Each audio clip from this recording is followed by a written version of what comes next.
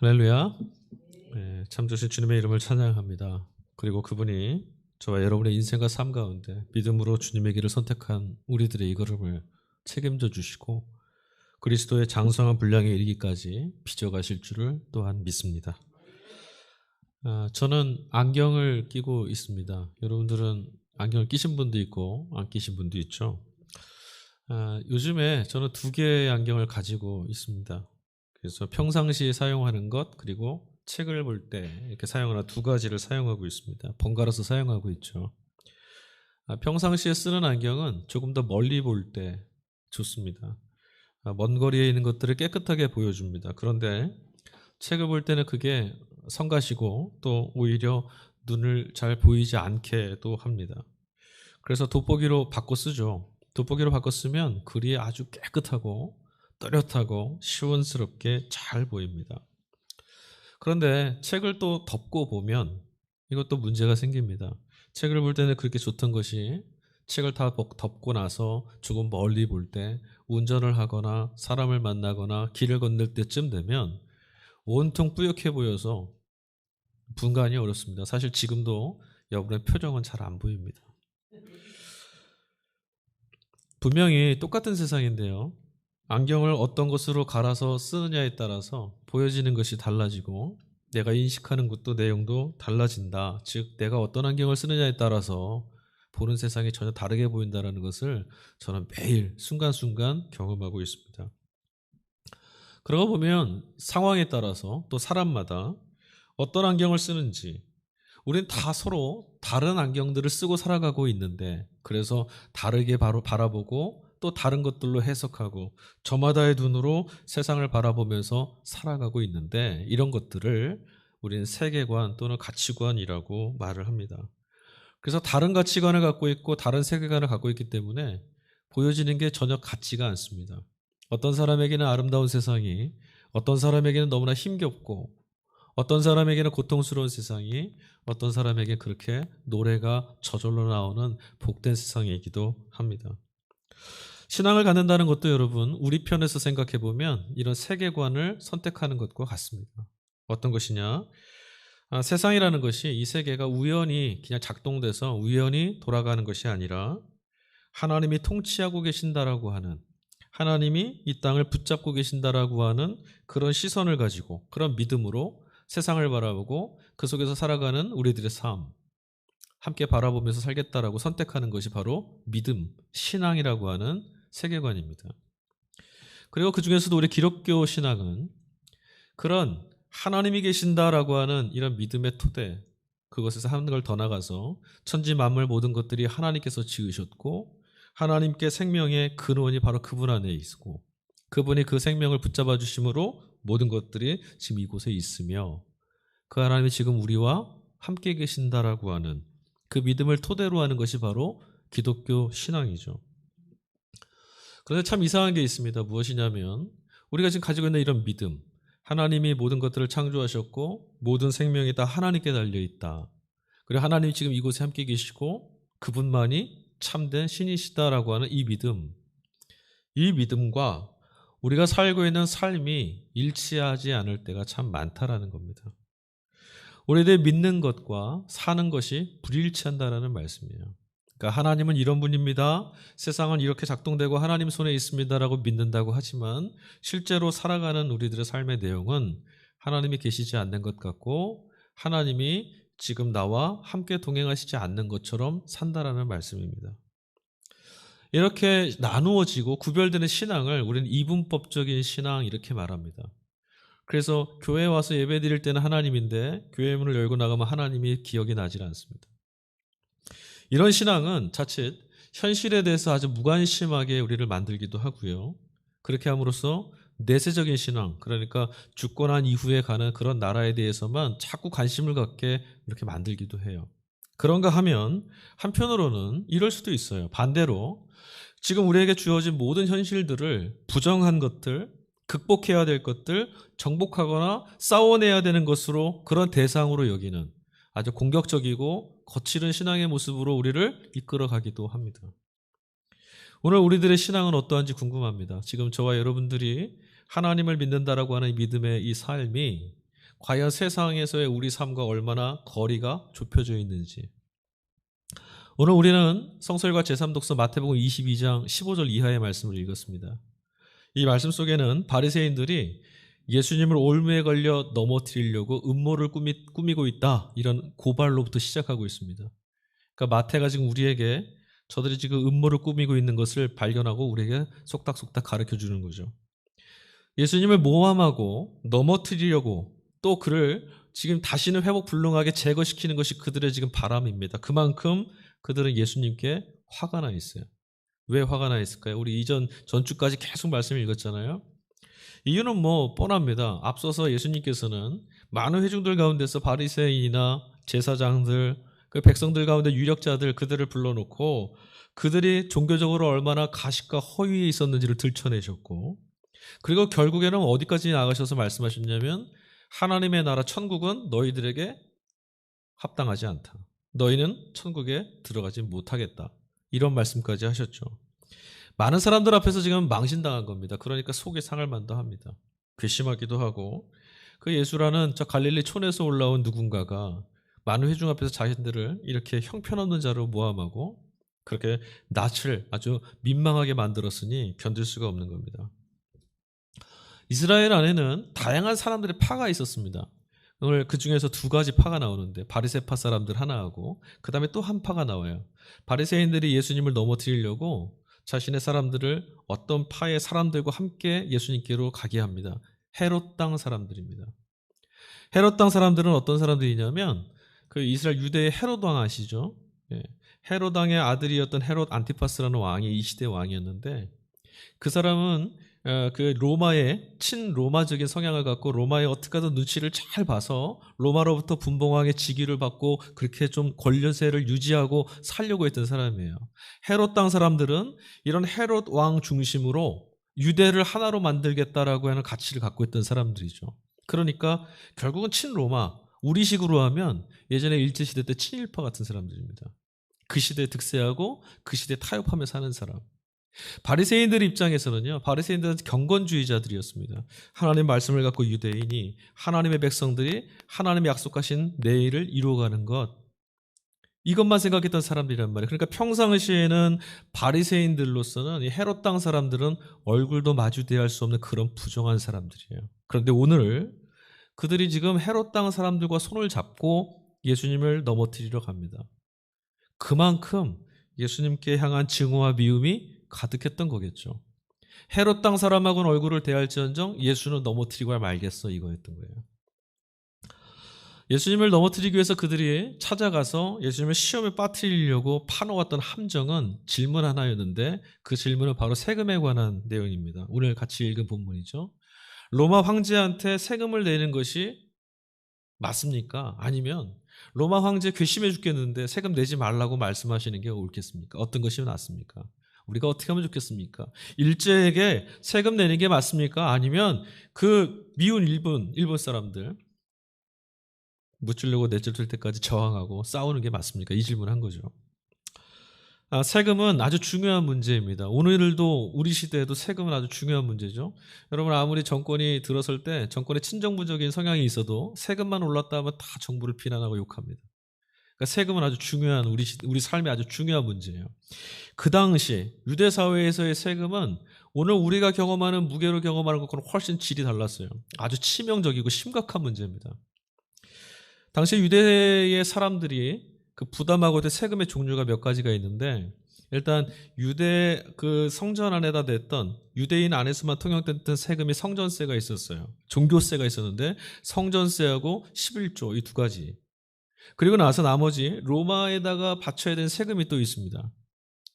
로마의 지배를 받고 있는 나라, 그러니까 속주국 백성들이 내야 되는, 속주국이 그 부담을 가져야 되는 그런 바쳐야 될 세금이 있는데, 그게 바로 속주세입니다. 그리고 나서 오늘날로 치면은 주민세 정도 되는 건데요, 사람들 숫자에 따라서 세금을 매기는 인두세라는 게 있고, 그리고 나머지 기타 소득세 같은 게 있습니다. 학자들에 따라서는 그 당시에 일반인들이 부담했던 세금의 비율을 적게는 30%에서 많게는 소득의 50%까지 보시는 분들도 있어요. 어느 것이 되었든 어느 숫자가 되었든 아주 심각하고 아주 살인적인 수치입니다. 오늘날 같으면은 뭐 50%를 내더라도 뭐 북부의 선진국 같은 경우에는 50%로 세금 내는 곳도 있죠. 그러나 그들은 아깝다 생각 안 해요. 왜냐하면 50%낸 세금만큼 사회복지로 이렇게 또 돌려주고 다 돌아온단 말이에요. 그런데 이 시대는 말 그대로 수탈당하는 겁니다. 그러니까 벌어온 세금 그 수익을 애써 땀 흘리고 수고한 것의 절반을 막 뺏어가는 겁니다. 살 수가 없는 노릇이죠. 이 중에서도 이 세금 중에서도 아주 독특한 게 하나 있는데 인두세라는 게 아주 좀 독특합니다. 이 인두세는 로마에다가 직접 납부하는 세금인데 소득의 한 10% 정도를 냈다고 해요. 그러니까 사람마다 자기 소득의 10% 정도 내는 게 인두세입니다. 근데 이 인두세가 더 독특한 이유는 인두세를 로마에다 직접 내다 보니까 인두세로 내야 되는 주화 화폐가 정해져 있어요. 로마에서 제조한 은화 데나리온을 내야 됩니다. 다른 화폐, 유대의 화폐로는 세겔 같은 화폐로는 납부할 수가 없어요. 어떻게든 데나리온으로 바꿔서 내야 됩니다. 오늘 19절 말씀에 보면 예수님께서 세금에 관한 질문을 하는 이들에게 그래? 어떻게 해야 되냐고? 야 그러면 너네 세금 낼 돈 좀 갖고 와봐. 그랬을 때 그들이 갖고 와서 예수님한테 보여드렸던 동전이 바로 데나리온이었어요. 여러분 그러니까 지금 데나리온을 갖고 와서 세금에 대한 이야기를 하고 있다는 얘기는 지금 이들이 묻고 있는 세금은 인두세라는 걸 알 수 있습니다. 로마의 시민으로서 로마에 속해 있는 사람으로서 한 사람 한 사람 매겨져 있는 값을 지불하는 거죠. 이들의 질문은 아주 영악하고 또 악독한 질문입니다. 왜냐하면 조금만 생각해 보면 알 수 있는데 한번 생각해 보십시오. 만일 주님께서 그들의 질문을 딱 들으시고 그래? 그러면 그 너희들 세금 있잖아. 가이사한테 내는 거 하지 말아라. 괘씸하지 않냐? 우리 민족의 정말 적인데 뭐 그에게 세금을 내냐? 세금 내지 말아라. 이렇게 말씀했으면 어떻게 됐을까요? 바리새파 사람들과 같이 왔던 헤롯 땅 사람들, 그러니까 친로마적인 그들이 혹은 그곳에 있었을 로마의 군인들이 예수님을 반로마적인 이 반역죄로 물어서 고발했을 겁니다. 그렇다고 예수님께서 가이사에게 그럼 세금을 내라 이렇게 말씀하면 또 어떻게 될까요? 바리새파 사람들이 그곳에서 큰 소리 쳤을 거예요. 이거 봐라. 위선적인 거짓 선지자다. 유대인으로 하여금 로마에 굴복하라고 시킨다. 이렇게 말했겠죠. 또 예수님을 따라서 그곳에 모였던 많은 사람들이 아마 실망했을 겁니다. 예수님에게 돌을 던졌을지도 몰라요. 위선자라고.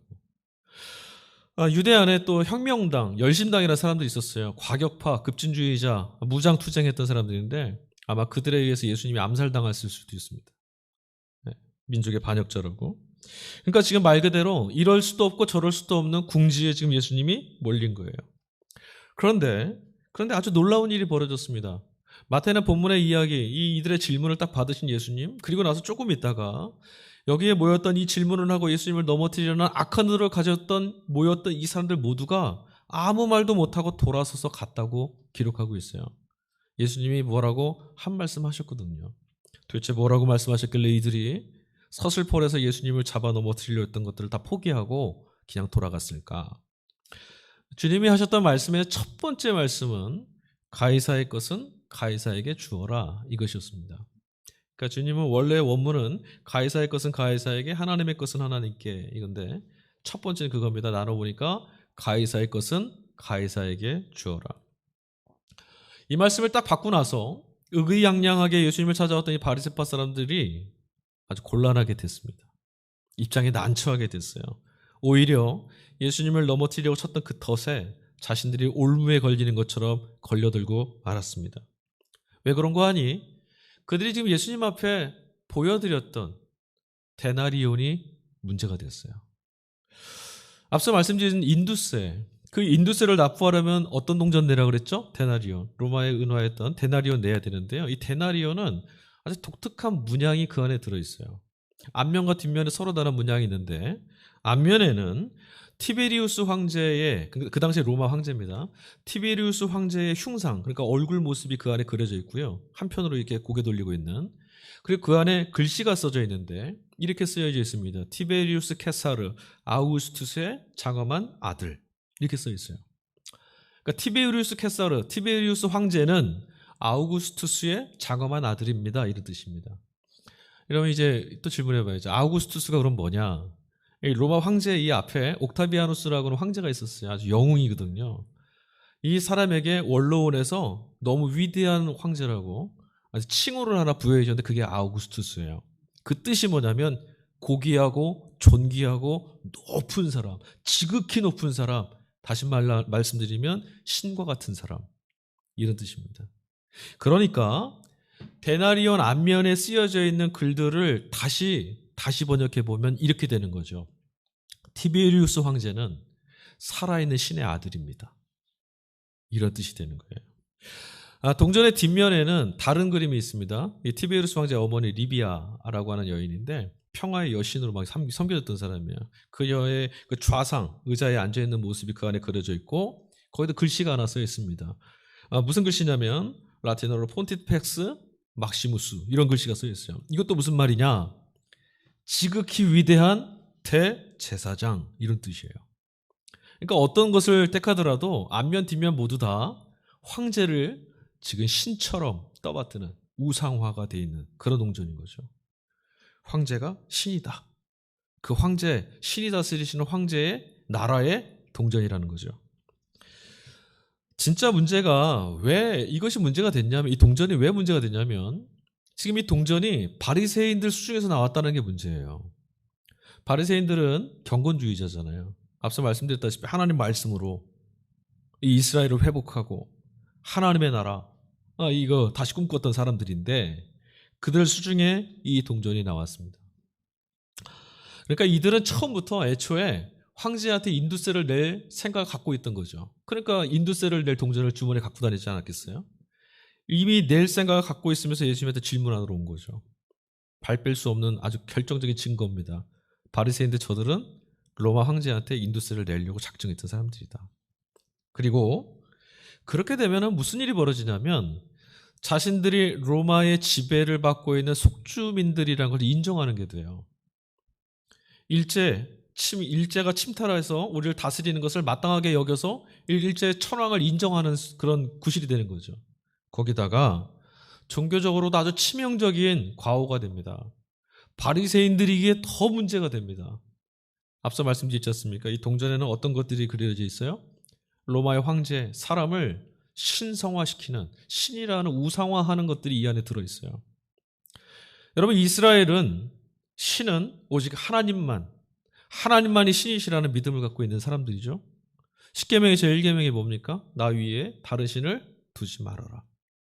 그런 그들인데 그 말씀을 생명처럼 여기며 사는 그들인데 로마 황제는 신이라고 하는 이 가증한 것들을 갖고 다니는 거죠. 자신의 수중에.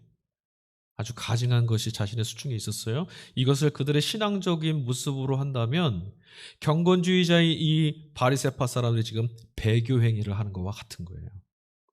아주 부끄러운 일이죠. 가이사의 것을 가이사에 주려고 가이사에게 돌려주려고 했던 그들의 생각, 그들의 삶, 결국 그들은 황제를 신으로 인정하는 그런 사람임을 자백하는 그런 꼴일 수밖에 없다는 거죠. 그래, 황제는 어쩔 수 없어. 너무 싫지만 정말 세상의 신처럼 군림하지 않아. 그 앞에서 반항할 수 없잖아. 어쩔 수 없어. 이런 것이죠. 이제 상황이 역전됐습니다. 예수님께 질문을 던지고 곤란하게 만들어서 이러지도 저러지도 못하게 했던 그들인데 예수님이 반대로 그들에게 한 말씀 던진 것 때문에 많은 사람들이 이제 바리새파 이 사람들의 입을 주목하고 있습니다. 뭐라 말하는지. 자신들의 수중에서 이 데나리온에 나온 것을 뭐라고 얘기할지를 사람들이 주의 깊게 쳐다보고 있어요.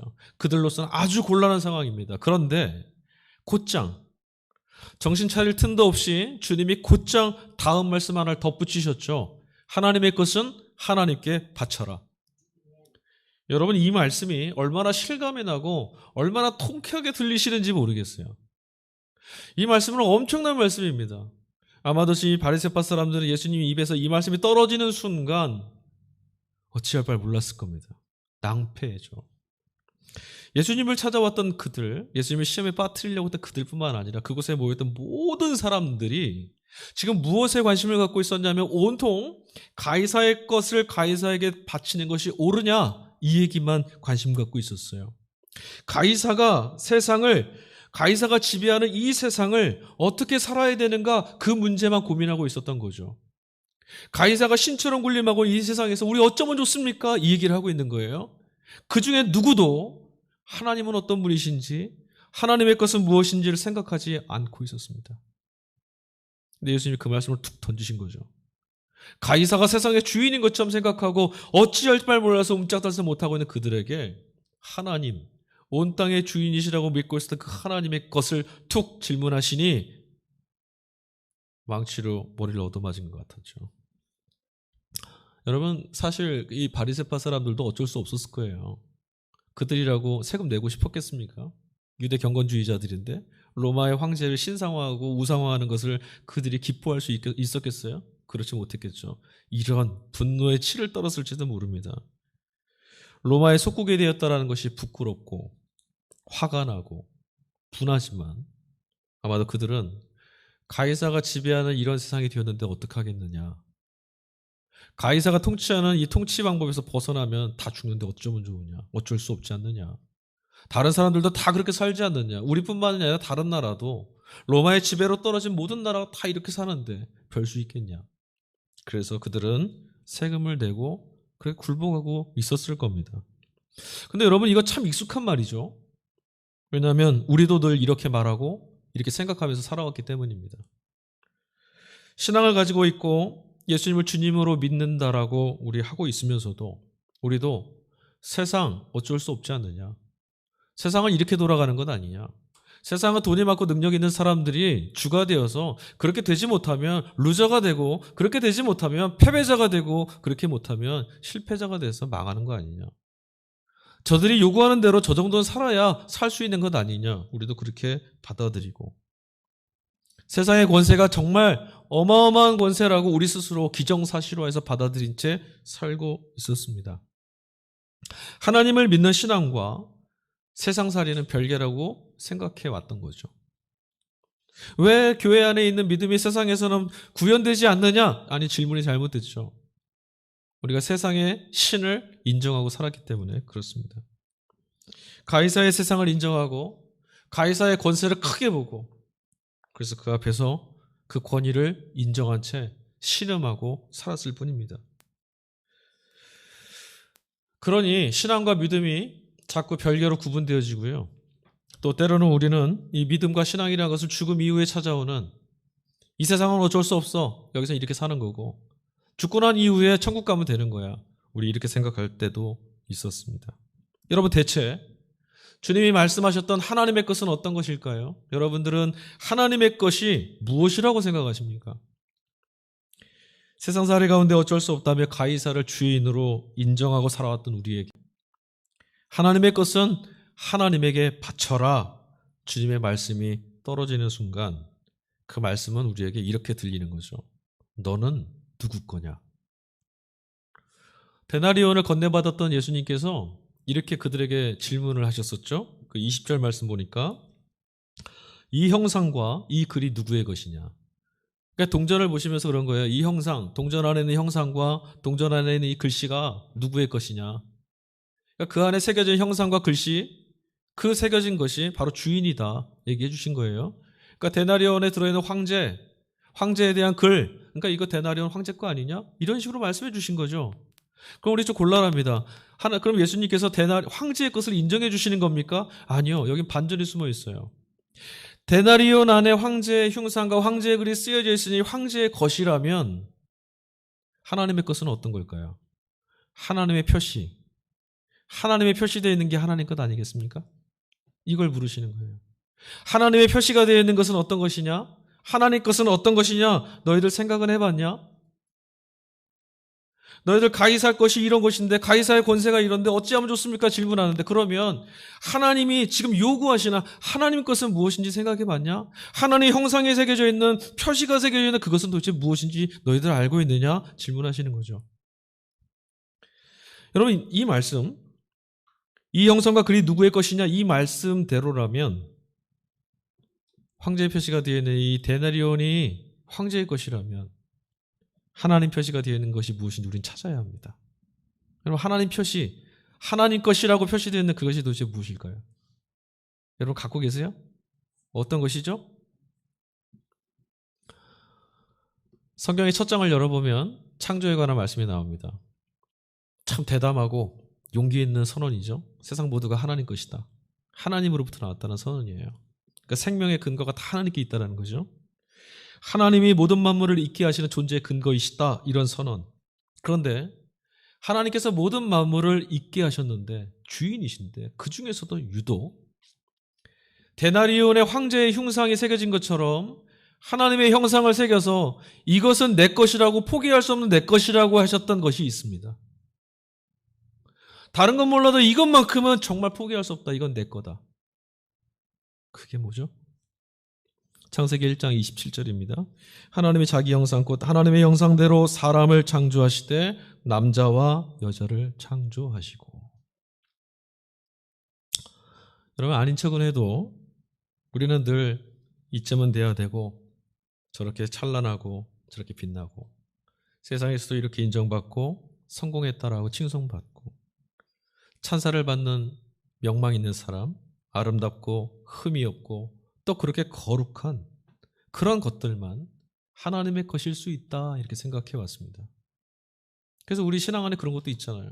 머리가 될지는 꼴이 되지 말아라. 꼭 수석해라. 잘 살아라. 부자 되라. 그래야 하나님 것이다. 그런가요?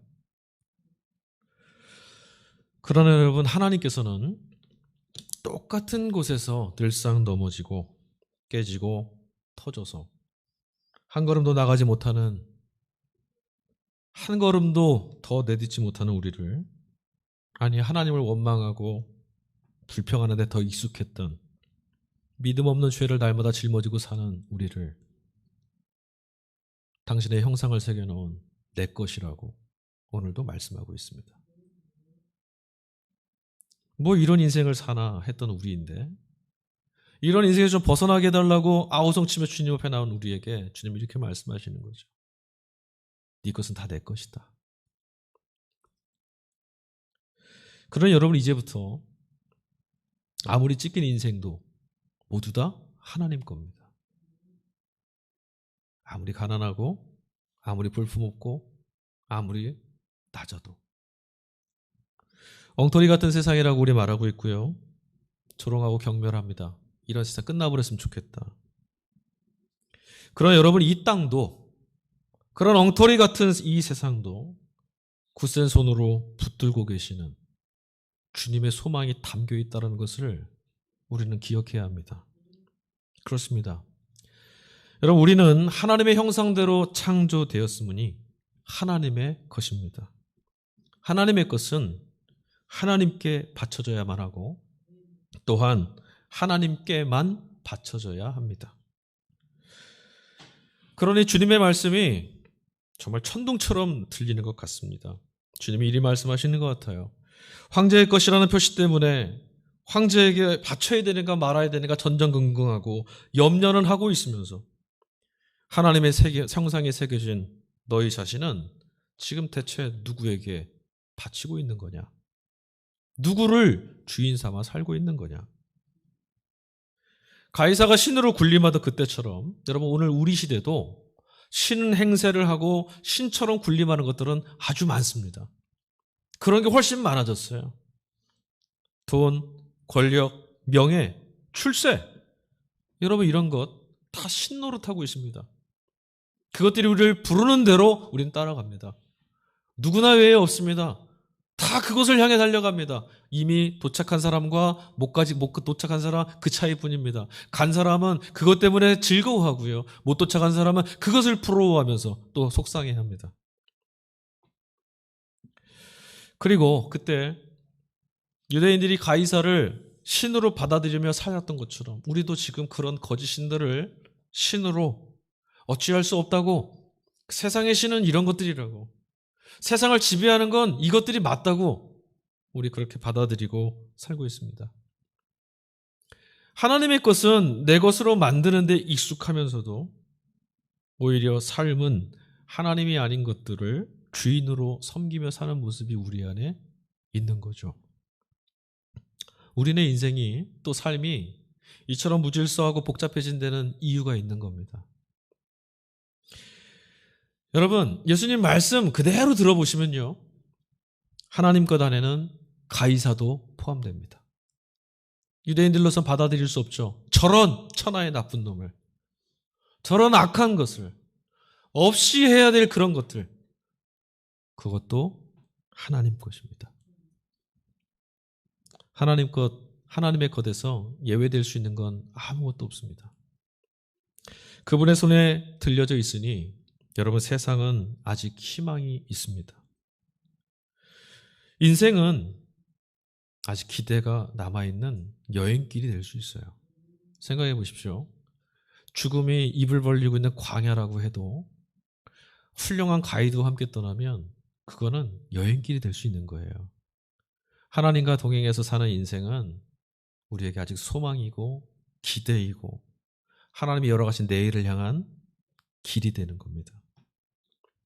하나님이 주인이시니, 우리가 모두 다 하나님 것이니, 이제는 우리를 향해서 주인 행세할 수 있는 것은 이 땅에 아무것도 없습니다.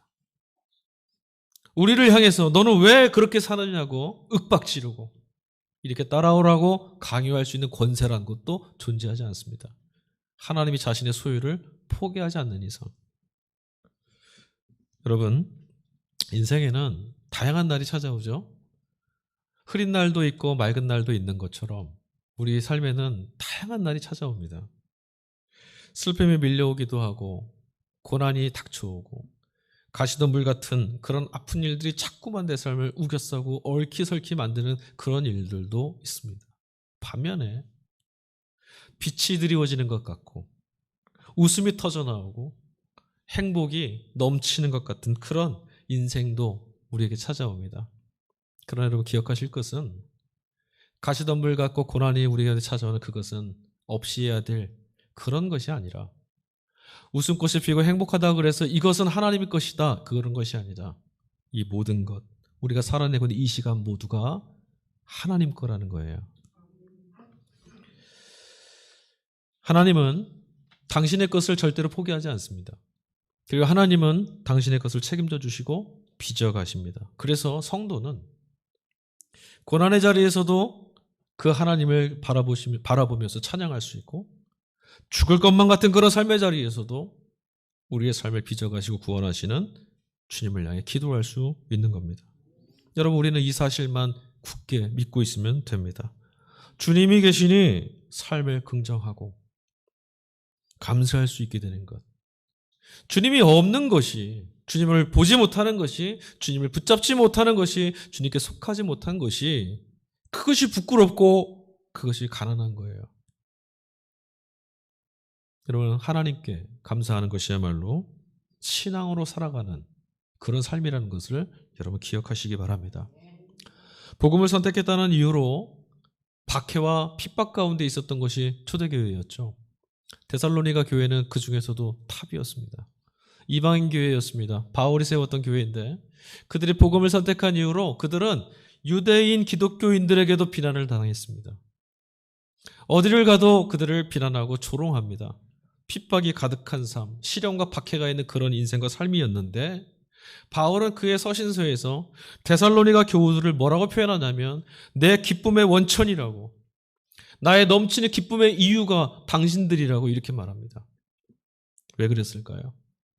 어떻게 해서 데살로니가 교우들이 사도 바울의 기쁨의 이유가 될 수 있었을까요? 그렇게 힘들고 고통스럽고 억울한 인생을 살면서도 어떻게 그리할 수 있었을까요? 그들은 그런 삶을 살고 있으면서도 주님께서 통치하시고 있는, 주님이 내 인생의 주인이 되셔서 그가 포기하시지 않고 붙들고 있는 삶을 살고 있다라는 믿음으로 신앙과 삶을 분리하지 않고 살아냈기 때문에, 내가 어느 곳에 있든 그것의 주인이 주님이시라는 것을 잊지 않고 살았기 때문에. 데살로니가전서 1장 3절에서 4절 말씀입니다. 너희의 믿음의 역사와 사랑의 수고와 우리 주 예수 그리스도에 대한 소망의 인내를 우리 하나님 아버지 앞에서 끊임없이 기억함이니, 하나님의 사랑하심을 받은 형제들아, 너희를 택하심을 아노라. 아멘. 그들은 황제가 신처럼 추앙받는 그런 세상 속에서 주어진 삶과 스스로를 하나님이 택하신 존재, 나를 택하신 하나님, 그분을 믿으며 살아냈던 겁니다. 예수 그리스도에 대한 소망으로 인내했다. 이 말이 바로 그런 뜻인 거죠. 여러분, 그들이 그리할 할 수 있었던 힘의 원동력, 그것은 자신들의 운명이 하나님께 달려있다라는 것, 오직 하나님의 긍휼과 은혜, 그 은혜로만 살 수 있다라는 것을 포기하지 않았기 때문에, 하나님께 달려있다는 것을 절대로 포기하지 않았기 때문에, 그 믿음을 붙잡고 있었기 때문에 가능했던 겁니다. 여러분, 우리들의 생명이 하나님께 달려있다, 우리들의 인생이 하나님께 달려있다라는 이것이 기독교 신앙의 믿음의 전체입니다. 외면하거나 버리거나 포기하지 않으시면서 그리스도 안에서 우리를 빚어가시는 하나님이 계시는 한 인생은 결코 저주가 될 수 없습니다. 거짓신들이 말하는 그런 속임에 속아서는 결단코 안 됩니다. 하나님이 자기 형상을 새겨놓은 하나님 것입니다. 하나님께서 당신의 것을 포기하시지 않는 한 여러분, 이 땅은 하늘로부터 새 예루살렘이 내려오는 구원의 땅이 될 겁니다. 주님만을 구원으로 믿으며 사는 우리는 그때 그날에 천국에서 해와 같이 빛날 것이라는 것이 성경의 약속이 아닙니까? 여러분, 죄와 죽음의 힘이, 사망의 힘이 아무리 드세어 보여도, 죄의 힘이 아무리 강건해 보여도 그 또한 하나님의 통치 아래에 있다는 사실을 여러분 믿으셔야 합니다. 어둠의 힘을 인정하고 거짓된 신들을 인정하는 그런 삶을 벗어나십시오. 모두가 다 하나님 겁니다. 가이사의 세계를 어떻게 살아야 할까? 가이사가 통치하고 있는 세상이란 걸 인정하지 마십시오.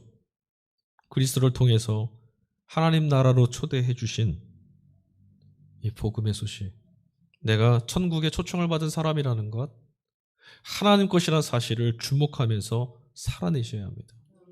하나님을 경험한다라는 것은 바로 이 말씀을 듣는 겁니다. 너는 내 것이다. 이게 신앙의 전부인 거죠. 사도 바울은 로마서의 편지에서 이렇게 말했습니다. 그리스도 예수 안에서 결코 정죄함이 없습니다. 예, 맞습니다. 이것은 법정적인 용어로 죄를, 유죄를 편결하거나 무죄를 선고하고 이런 차원의 말이 아닙니다. 그리스도 예수 안에 결코 정죄함이 없습니다. 이 말은 그리스도 예수 안에서 하나님의 구원으로부터 소외당할 수 있는 사람은 아무도 없습니다라는 말씀입니다. 아무도 없습니다. 모두 다 하나님의 것, 하나님이 붙들고 있기 때문입니다. 우리는 이것만 믿고 있습니다. 아멘.